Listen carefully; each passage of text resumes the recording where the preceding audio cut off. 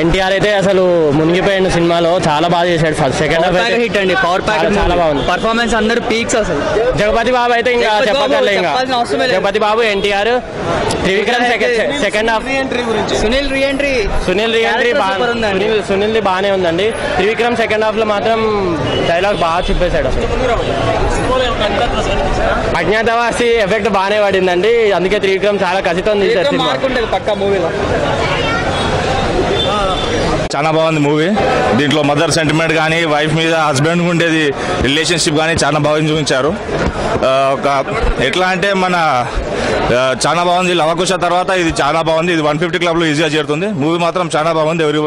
చాలా మంది చూడాలి. పార్ట్ 1లో కామెడీ కొద్దిగా ఉంది, కానీ పార్ట్ 2లో వచ్చేసరికి కామెడీ అనేది కొద్దిగా మిస్ అయింది.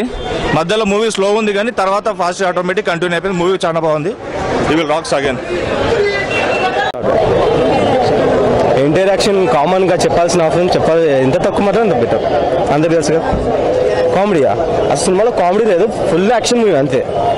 Full action movie. Comedy actors కూడా ఎవరు లేరు.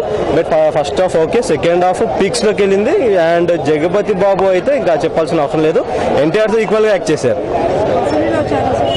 ఏం అది జస్ట్ క్యాజువల్ గా ఉంది తప్ప సునీల్ పెద్ద క్యారెక్టర్ కాదు. సెకండ్ హాఫ్ దాని నుంచి చూపించారు. ఫస్ట్ హాఫ్ కొంచెం డిసప్పాయింట్ చేసిన, సెకండ్ హాఫ్ మాత్రం ఫిక్స్ లోకి తీసుకెళ్ళిపోయారు. 5 out of 3.5, 3.5 పీక్స్ అండి. అసలు మూవీ చాలా బాగుంది.